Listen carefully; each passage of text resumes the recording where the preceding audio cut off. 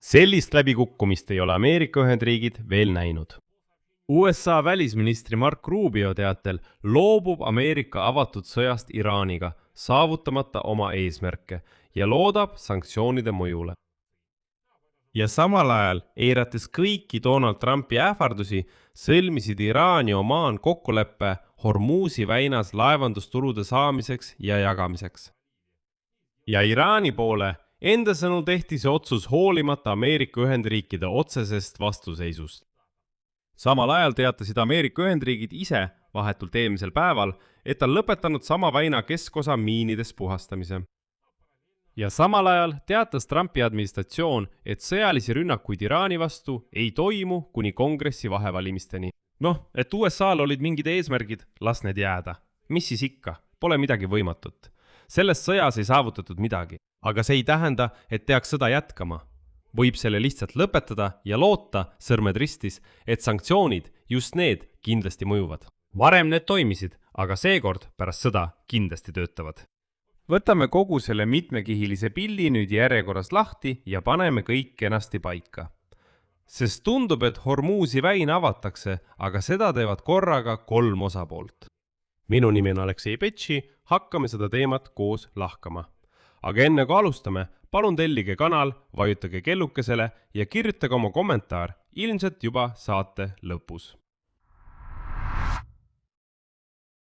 Alustame siis kõige kõlavamast teadaandest, Hormuzi väina jagamise kohta. Nagu teatas Iraani agentuur Tasnim, viidates islami revolutsioonilise kaardiväe esindajale, Iraan ja Omaan sõlmisid kokkuleppe Hormuzi väinas laevanduses saadava tulu saamiseks ja jagamiseks. Iraani islami revolutsioonilise kaardiväe esindaja sõnul venisid läbirääkimised Omaaniga just Ameerika Ühendriikide vastuseisu tõttu. Tuletan meelde, et Trump ähvardas isegi avalikult Omaani pommitamisega, kui viimane jätkab läbirääkimisi Teheraniga.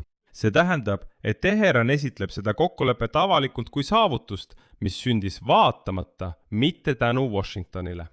Ja ka siin ongi konks. Samal ajal teatasid Ameerika Ühendriigid täna omaenda palju ulatuslikumast sammust, ilma milleta näeks kogu see lugu hoopis teistsugune välja. USA merevägi lõpetas operatsiooni Hormuzi väina keskosa puhastamiseks miinidest, mis on maailma naftalogistika jaoks võtmetähtsusega veetee. Nagu teatas Axios, viidates 2 Ameerika ametnikule, USA merevägi puhastas miinidest niinimetatud mediaani ehk eraldusriba, mis kulgeb täpselt Iraani ja Omaani territoriaalvete keskel. Axios andmetel kestsid tööd mitu kuud. Ameerika allvedroonid uurisid süstemaatiliselt veeala. Operatsioonile kaasati ka eratöövõtjad, kes tegelesid lõhkekehade õhkimise või eemandamisega. Ameerika väejuhatuse plaani kohaselt võimaldab mediaani puhastamine korraldada 2-suunalise laevaliikluse USA lennuväe kaitse all. Paralleelselt Ameerika jõupingutustega pidasid Iraan ja Omaan ka oma läbirääkimisi. Nagu teatab Iraani agentuur IRNA, 2 riigi välisministeeriumide juhid Abbas Rakchi ja Badr al-Bussaidi jõudsid kokkuleppele ajutise koridori loomises laevadele ja ühiselt miinide eemaldamises.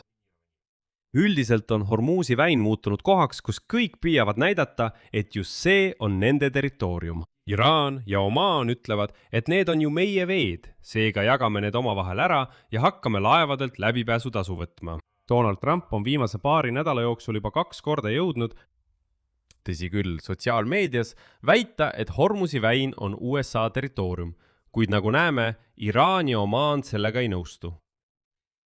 Ja kõik olekski nagu korras, aga sõda, mille Donald Trump pool aastat tagasi algatas, pole mitte kuhugi viinud. Ühtegi eesmärki, mille Donald Trump sõja alguses seadis, pole saavutatud. Donald Trumpi poolt lubatud Iraani majanduslik teepäev saabus ja möödus esmaspäeval ilma erilise šoki jäärevuseta.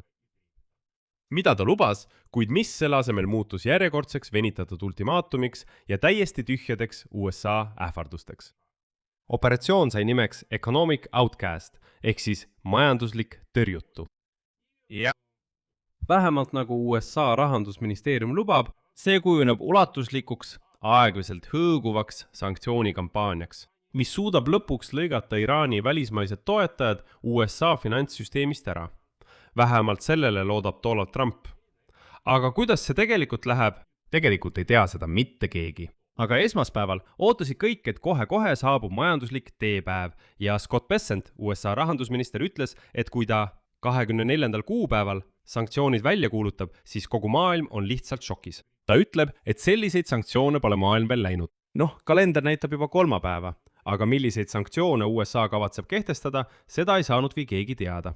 USA rahandusminister Scott Bessent, nagu ta ise väljendus, alustas majandusoperatsiooni, lisades musta nimekirja üle 60 Iraaniga seotud sihtmärgi, sealhulgas ettevõtted ja juriidilised isikud, ja laiendades teiseste sanktsioonide ulatust.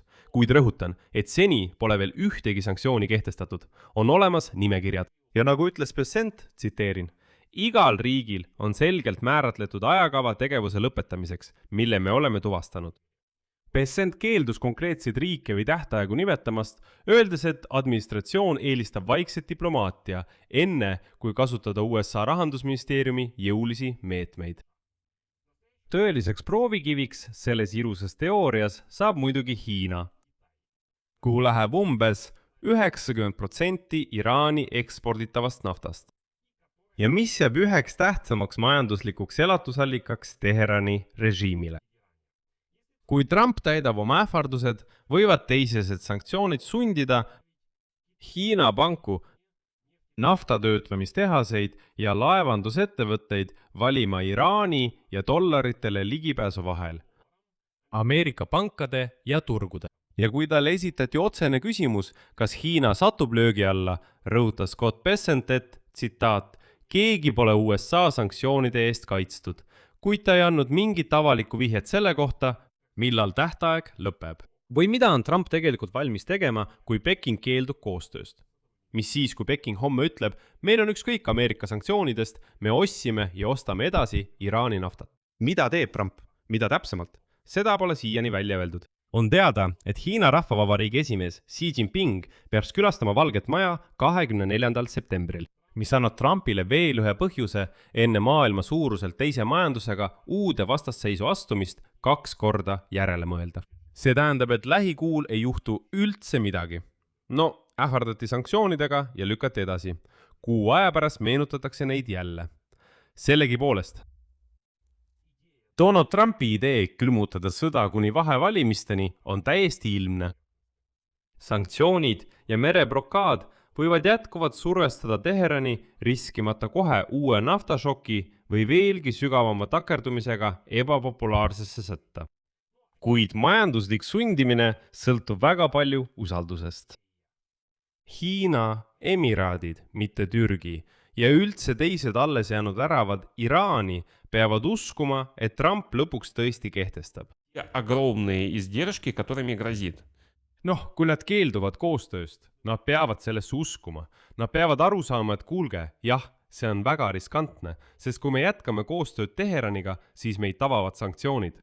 Aga olukord on selline, et vähesed usuvad sellesse. Sest Trump, on juba nii palju kordi lubanud mingeid kõlavaid lööke, sanktsioone ja nii edasi, et tema sõnu usub juba väga vähene hulk inimesi. Kõik on harjunud sellega, et Trump on lobamokk. Olgem ausad, ta on peaaegu 40 korda kuulutanud, et ta on võitnud sõja Iraaniga. Ta on mitu korda kuulutanud, et Teheran on kapituleerunud, et režiim on kokku varisenud, et armee on hävitatud, et Iraani režiimil pole üldse enam relvi jäänud. Ja siis jälle uued löögid, ballistika, lastakse rakette. Üldiselt pärast seda kõike usub Trumpi väga vähesed ja sellest kogu see ähvarduste süsteem laguneb. Täna sai teatavaks, et USA välisminister Marco Rubio teatas viimastel päevadel mitmete liitlasriikide kolleegidele, et USA, tsiteerin, praegu hoidub sõjalistest tegevustest Iraani vastu.